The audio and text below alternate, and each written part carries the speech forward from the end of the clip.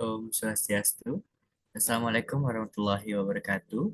Shalom, namo buddhaya, salam kebajikan, dan salam harmoni. Baik, pada kesempatan kali ini kami dari kelompok 2 pada mata kuliah Seminar Akuntansi Keuangan akan membawakan materi terkait analisis kinerja keuangan PT Unilever terhadap tren dan prospek masa depan perusahaan itu sendiri. Next. Nah, adapun anggota kelompok kami, yang pertama yaitu ada Putu Mahayana dengan NIM akhir 1001, yang kedua yaitu ada Gede Jodi Rayadi dengan NIM akhir 1012, yang ketiga ada Iko Manggandi Perdana dengan NIM akhir 1014, yang keempat ada saya sendiri Wiranto Prasetyo dengan NIM akhir 1055, dan yang terakhir ada Igede Kusuma Pratnya dengan NIM akhir 1099. Next. Nah, adapun materi yang akan kita bawakan yang pertama yaitu ada pendahuluan, tinjauan pustaka, ada juga abstrak, kemudian metodologi penelitian, ada hasil, pembahasan, kesimpulan, serta daftar pustaka. Untuk materi pertama yaitu abstrak dan pendahuluan akan dibawakan oleh rekan saya yaitu Jody Rayadi. Next.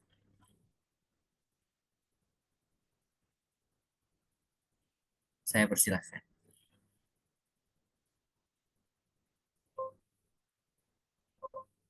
Terima kasih atas kesempatannya.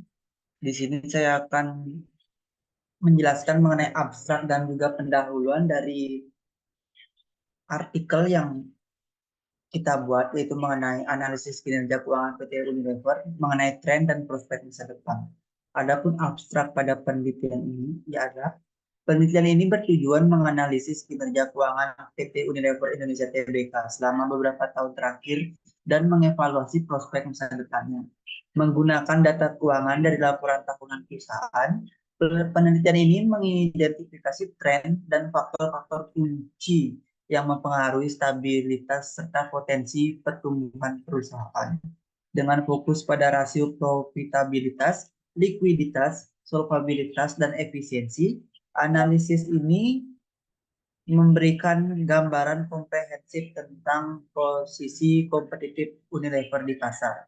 Nah, hasilnya menunjukkan kinerja keuangan yang kuat didukung oleh fondasi yang solid dan prospek yang cerah di masa depan, membuat Unilever tetap menjadi pemain utama di industri barang dan juga konsumsi di Indonesia.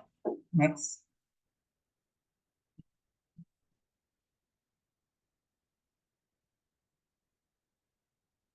Next.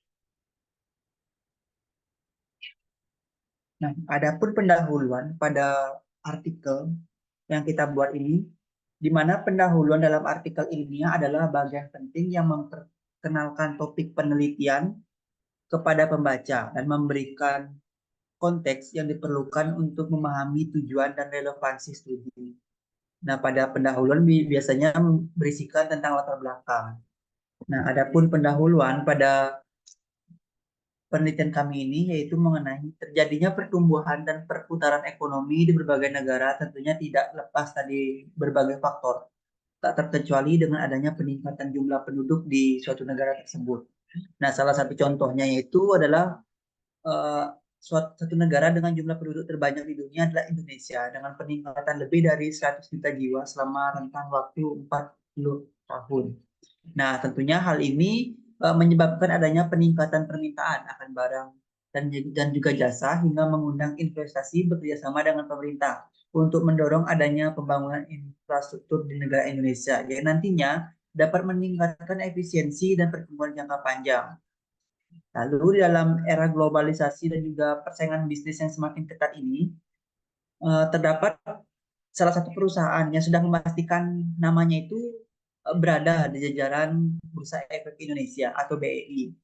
Nah, perusahaan yang kami maksud itu adalah PT Unilever Indonesia Tbk. Perusahaan ini adalah salah satu perusahaan termuka di sektor barang konsumsi di Indonesia. Selain itu, di Inggris, Belanda, Cina, India, dan juga Amerika Serikat terdapat pusat penelitian dan pengembangan yang dimiliki oleh Unilever. Perusahaan ini memiliki portofolio produk yang luas, mencakup berbagai kategori mulai dari makanan dan minuman hingga perawatan pribadi dan juga rumah tangga. Nah, sebagai perusahaan publik, kinerja keuangan Unilever menjadi fokus utama bagi para pemangku kepentingan, termasuk investor, analisis, dan juga regulator. Dalam penelitian ini dilakukan untuk memberikan pemahaman yang lebih dalam tentang kondisi keuangan Unilever Indonesia Tbk dengan menggali tren historis dan juga menganalisis faktor-faktor kunci yang mempengaruhi kinerja keuangan serta mengidentifikasi faktor-faktor yang dapat mempengaruhi prospek masa depan perusahaan. Nah, sekian yang dapat saya sampaikan. Untuk itu akan dilanjutkan oleh rekan saya. Untuk rekan saya persilakan. Terima kasih.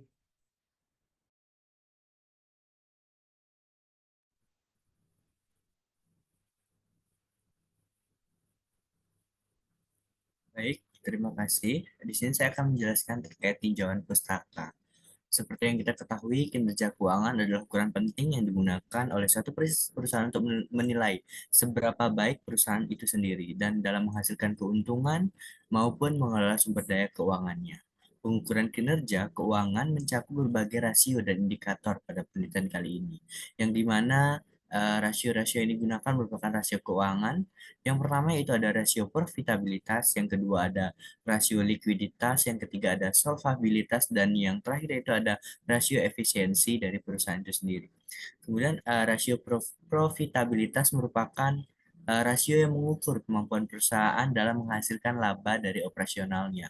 Rasio ini mencakup return of asset atau ROA dan juga return of equity atau ROE serta net profit margin, di mana dijelaskan bahwa ROA menunjukkan efisiensi perusahaan dalam menggunakan aset untuk menghasilkan laba. Sedangkan ROE sendiri mengukur pengembalian yang dihasilkan atau investasi pemegang saham, dan net profit margin menunjukkan persentase pendapatan yang menjadi laba bersih, mengidentifikasi efektivitas pengelolaan biaya operasional. Ya, kemudian yaitu yang kedua ada rasio maksud saya likuiditas, di mana rasio likuiditas ini merupakan rasio seperti kurat rasio dan juga quick ratio, di mana mengukur kemampuan perusahaan dalam memenuhi kewajiban jangka pendeknya. Kurat rasio sendiri yaitu perbandingan antara aset lancar dengan kewajiban lancar, yang menunjukkan kemampuan perusahaan untuk menutupi kewajiban jangka pendeknya dengan aset lancar yang tersedia. Kemudian quick ratio merupakan konservatif karena mengeluarkan persediaan dari aset lancar, memberikan gambaran lebih ketat tentang likuiditas perusahaan. Kemudian yang ketiga yaitu ada rasio solvabilitas, di mana rasio solvabilitas sendiri mengukur kemampuan perusahaan dalam memenuhi kewajiban jangka panjangnya. Debt to equity ratio menunjukkan proporsi pendanaan yang berasal dari hutang dibandingkan dengan ekuitas pemegang saham. Menurut Gatemate and Juster pada tahun 2012, rasio ini penting untuk menilai resiko finansial perusahaan. Debt to asset ratio atau debt to ratio mengukur kemampuan perusahaan dalam membayar beban bunga dari pendapatan operasionalnya, memberikan indikasi tentang kesehatan keuangan dan kemampuan untuk memenuhi kewajiban. Kemudian rasio yang terakhir merupakan rasio efisiensi, di mana seperti aset turnover dan inventory turnover mengukur efisiensi perusahaan dalam menggunakan aset dan mengelola persediaan. Aset turnover menunjukkan seberapa efektif perusahaan menggunakan asetnya untuk menghasilkan pendapatan. Sedangkan inventory turnover mengukur seberapa cepat sih perusahaan menjual dan mengganti persediaannya dalam suatu periode tertentu. Nah, dari beberapa studi empiris tadi telah dilakukan untuk menganalisis kinerja keuangan perusahaan di sektor barang konsumsi ini, yaitu PT Unilever, di mana penelitian ini menunjukkan bahwa rasio profitabilitas dan solvabilitas memiliki pengaruh signifikan terhadap perusahaan di sektor barang konsumsi. Hal ini disampaikan oleh Firmansyah dan Indriani dalam penelitiannya tahun 2020. Selain itu juga oleh Sari dan Hidayat pada tahun 2019 penelitiannya menemukan bahwa likuiditas dan efisiensi operasional juga berperan penting dalam menentukan kinerja keuangan dan daya saing perusahaan di pasar. Sekian materi dari saya berikan kepada rekan saya. Terima kasih.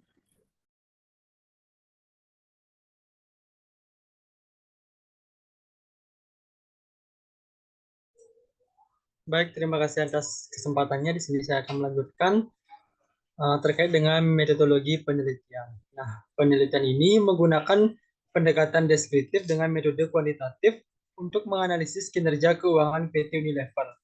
Nah, menurut Hermawan 2005, penelitian kuantitatif adalah suatu pendekatan penelitian yang bersifat objektif, mencakup pengumpulan dan analisis data kuantitatif, serta menggunakan metode pengujian statistik. Nah, tujuan utama penelitian ini adalah untuk mengidentifikasi tren kinerja keuangan perusahaan dan memprediksi prospek masa depannya berdasarkan laporan keuangan.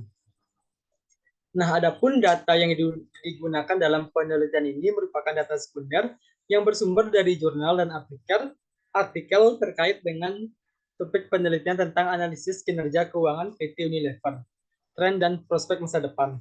Nah, sumber data utama dalam penelitian ini adalah laporan keuangan perusahaan PT Unilever Tbk yang diterbitkan oleh Bursa Efek Indonesia serta situs web resmi Unilever dari tahun 2018 hingga 2022. Nah, teknik pengumpulan data yang digunakan adalah teknik dokumentasi yang berdasarkan pada laporan keuangan yang dipublikasikan oleh Bursa Efek Indonesia dan situs resmi website PT Unilever Indonesia Tbk.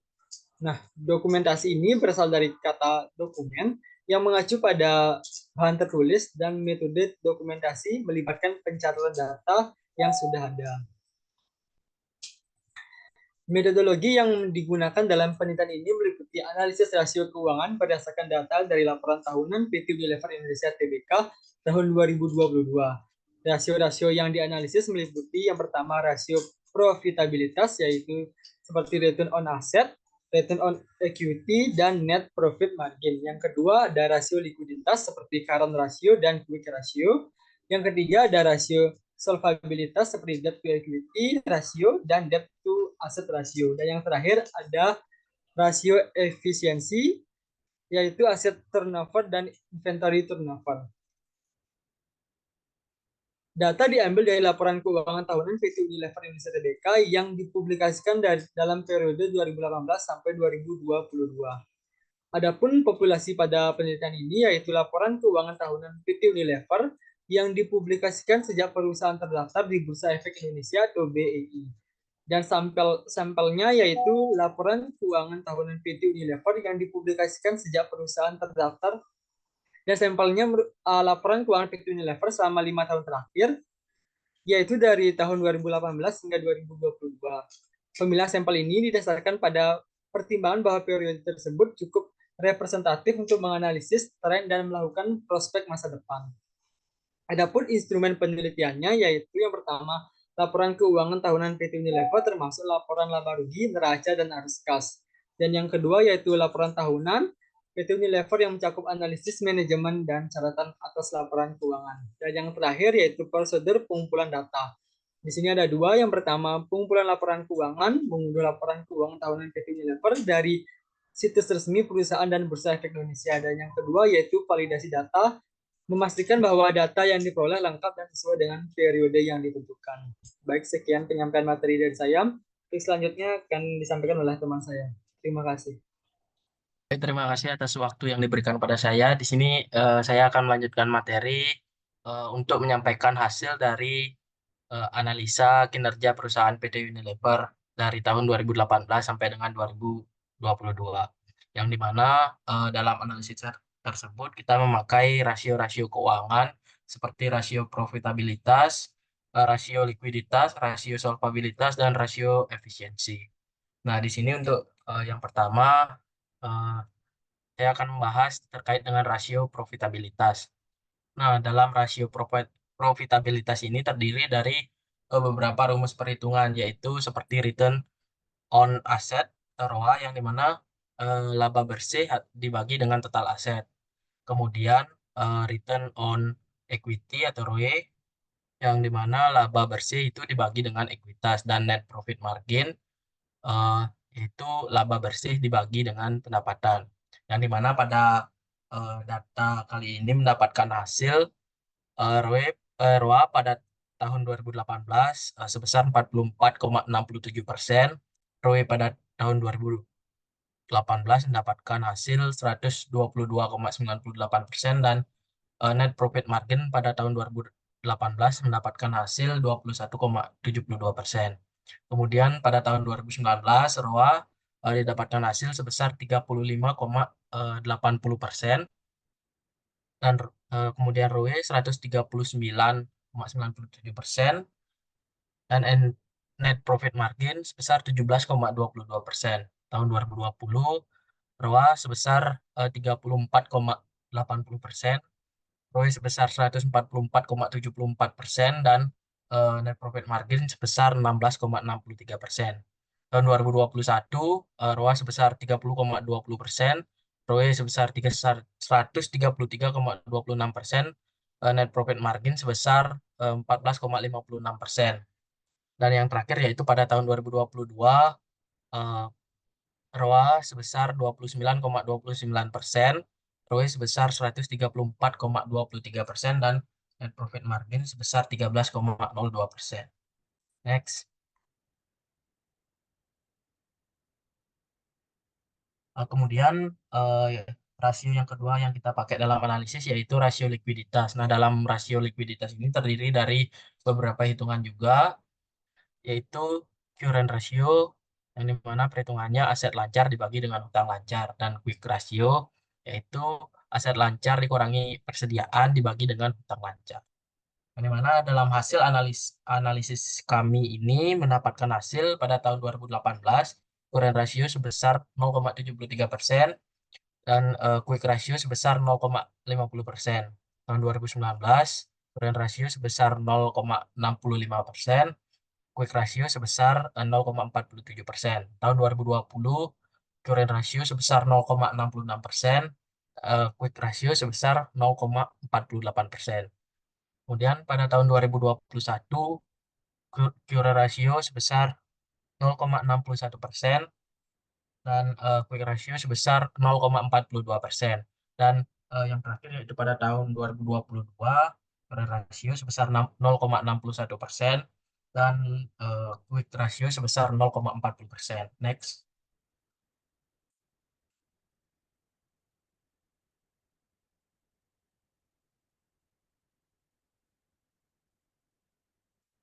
Kemudian rasio yang ketiga yang kita pakai di sini yaitu rasio solvabilitas, yang dimana dalam rasio solvabilitas ini terdiri dari dua rumus perhitungan, yaitu debt to equity ratio, yang dimana total hutang itu dibagi dengan ekuitas, kemudian debt to asset ratio, yaitu total hutang dibagi dengan total aset.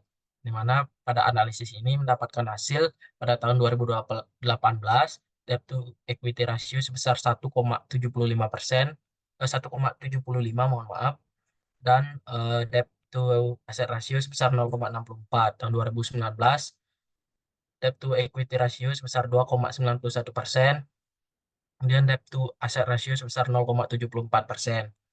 Tahun 2020, debt to equity ratio sebesar 3,16%, debt to asset ratio sebesar 0,76%. Tahun 2021, debt to equity ratio sebesar 3,41%, dan debt to asset ratio sebesar 0,77%. Dan pada tahun 2022 mendapatkan hasil debt to equity ratio sebesar 3,58%, dan debt to asset ratio sebesar 0,78%. Next. Kemudian rasio yang terakhir yang kita pakai dalam analisis pada penelitian kali ini yaitu rasio efisiensi, yang dimana dalam rasio efisiensi ini memakai dua rumus juga, yaitu asset turnover ratio dan inventory turnover ratio, yang mana aset turnover ratio didapat dari penjualan bersih dibagi dengan total aset, kemudian inventory turnover rasio yaitu COGS dibagi dengan persediaan.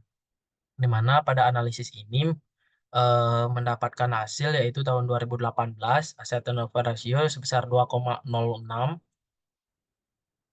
dan inventory turnover ratio sebesar 7,79. Kemudian pada tahun 2019 sebesar aset turnover ratio sebesar 2,08 dan inventory turnover ratio sebesar 8,60. Tahun 2020 aset turnover ratio sebesar 2,09 dan inventory turnover ratio sebesar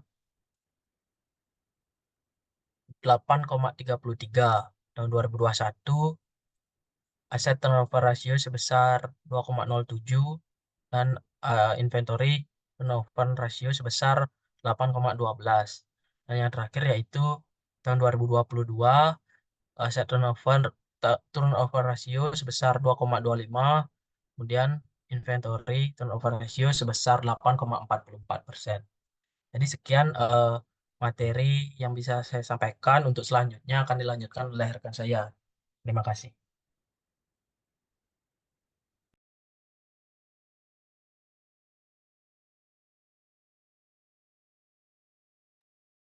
Baik, terima kasih atas waktu yang telah diberikan. Jadi saya Mahat sebagai pemateri selanjutnya akan melanjutkan pemaparan materi terkait artikel ilmiah yang telah kami susun, di mana pada bagian pembahasan dari hasil yang telah disampaikan sebelumnya. Melihat tren keuangan yang dapat bertahan stabil dan kuat dalam menghadapi berbagai ancaman yang terkendali maupun tidak terkendali, prospek dari PT Unilever Indonesia (TBK) ini di masa depan tampak atau dapat terlihat positif. Perusahaan juga terus melakukan inovasi dan juga beradaptasi dengan perubahan preferensi dan juga kemauan konsumen, serta memperluas portofolio produknya untuk dapat meningkatkan kinerja keuangan perusahaannya. Adapun rasio yang pertama yaitu mengenai rasio profitabilitas yang dimana menjadi salah satu aspek utama yang perlu diperhatikan dalam menganalisis kinerja keuangan suatu perusahaan. Nah, untuk PT Unilever Indonesia Tbk ini, rasio profitabilitas yang diperhitungkan yaitu seperti return on asset atau ROA, return on equity atau ROE, dan juga net profit margin atau NPM, yang dimana memberikan gambaran tentang efisiensi perusahaan dalam menghasilkan laba dari aktivitas operasionalnya. Nah, adapun pada ROA dan ROE di perusahaan Unilever ini menunjukkan kinerja yang dapat dikatakan cukup baik, di mana selama beberapa tahun terakhir, meskipun terdapat fluktuasi yang mungkin disebabkan oleh kondisi pasar yang dinamis akibat juga situasi pandemi COVID-19. Nah, di mana ROA ini mengalami penurunan akibat adanya pandemi COVID-19, yang dimana menandakan bahwa Unilever menjadi kurang efisien dalam menggunakan asetnya untuk menghasilkan laba. Nah, namun Unilever ini juga dapat dikatakan cukup baik dalam memanajemen dan melakukan penetapan strategi bisnis yang tepat untuk mengatasi hal tersebut, di mana juga dapat terlihat pada hasil yang telah disampaikan sebelumnya, terjadi penurunan yang tidak begitu signifikan pada tahun 2021 ke 2022. Lalu pada ROE pula juga cukup baik dalam mempertahankan penggunaan modal untuk investasi. Lalu pada net profit margin sendiri yang mengindikasikan efektivitas pengelolaan biaya operasional juga menunjukkan kinerja yang cukup solid, di mana dampak yang cukup signifikan dari pandemi COVID-19 ini dalam pelaksanaan operasional perusahaan menyebabkan sulitnya dalam pengelolaan biaya operasional yang efektif. Nah, meskipun begitu, penanganan Unilever akan hal tersebut juga cukup baik dengan penurunan yang tidak begitu signifikan dari tahun 2021 ke tahun 2022, di mana dengan selisih hanya 1%. Nah, meskipun tren profitabilitas menunjukkan fluktuasi bagi Unilever akibat dari perubahan kondisi pasar dan juga faktor-faktor eksternal tertentu, Unilever dinilai mampu untuk dapat bangkit kembali dengan penerapan strategi yang tepat. Nah, oleh karena itu perusahaan juga perlu terus melakukan pemantauan dan juga penyesuaian strategi untuk mempertahankan dan meningkatkan tingkat profitabilitas yang optimal. Lalu pada rasio yang selanjutnya yang dibahas yaitu terkait pada rasio likuiditas seperti current ratio dan juga quick ratio, di mana mengukur kemampuan perusahaan dalam memenuhi kewajiban jangka pendeknya. Nah, di mana bagi Unilever Indonesia Tbk ini posisi likuiditas yang memadai merupakan faktor penting dalam menjaga kelangsungan operasionalnya. Nah, fluktuasi yang terjadi pada current ratio dan quick ratio menunjukkan bahwa Unilever memiliki kemampuan dalam memenuhi kewajiban lancarnya meskipun adanya penurunan dari tingkat profitabilitasnya. Mohon maaf sebelumnya. Fluktuasi yang tidak begitu signifikan dari tahun 2018 hingga tahun 2022 menandakan bahwa perusahaan memiliki posisi likuiditas yang kuat dan juga mampu menghadapi tantangan keuangan jangka pendek dengan baik.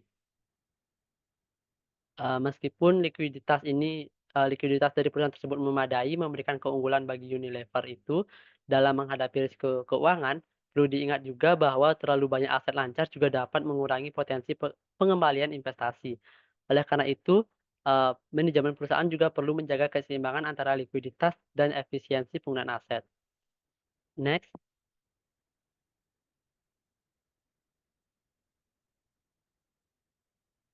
Lalu yang selanjutnya yaitu terdapat rasio solvabilitas, di mana pada rasio solvabilitas ini mengalami peningkatan yang baik yang mana menunjukkan tingkat rasio keuangan yang dimiliki perusahaan rendah dan juga karena itu mampu dalam memenuhi kewajiban jangka panjang sehingga tidak ada ketergantungan perusahaan terhadap utang.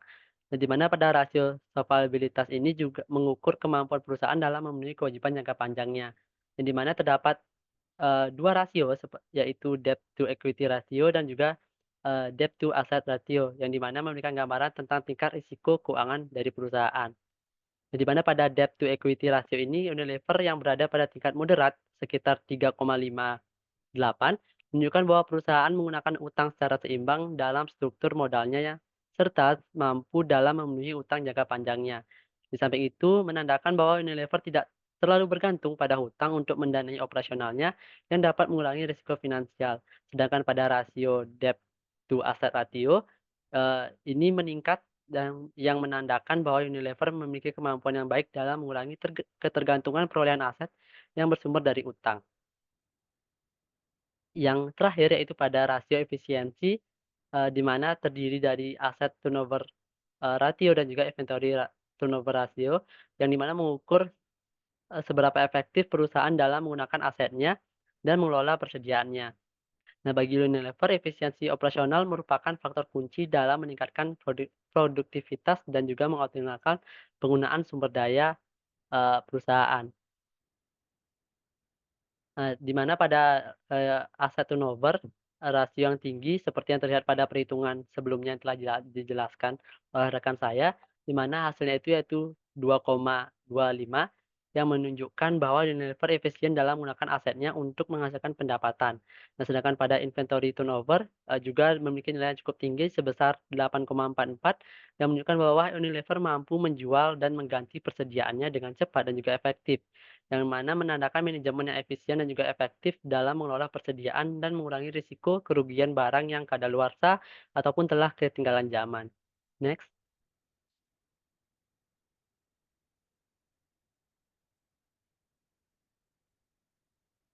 Baik, yang selanjutnya ada terkait kesimpulan dari artikel, yang telah telah kita susun, yaitu PT Unilever Indonesia Tbk memiliki fondasi keuangan yang kuat dan juga prospek yang cerah di masa depan. Dengan memanfaatkan kekuatan internalnya dan juga merespon dengan cepat terhadap perubahan eksternal, Unilever dapat terus menjadi pemain utama di industri barang konsumsi di Indonesia dan juga terus memberikan nilai tambahan bagi seluruh pemangku kepentingannya. Baik, mungkin sekian materi yang dapat saya paparkan. Untuk waktu saya kembalikan kepada moderator. Terima kasih.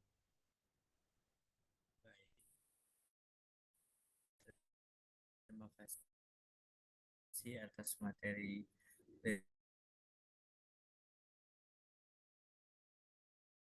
kali ini. Jika ada salah kata, kami mohon maaf dan kami tutup dengan Parama Santi. Om Santi Santi Santi Om. Wassalamualaikum warahmatullahi wabarakatuh. Shalom, namo buddhaya, salam kebajikan dan salam hikmah.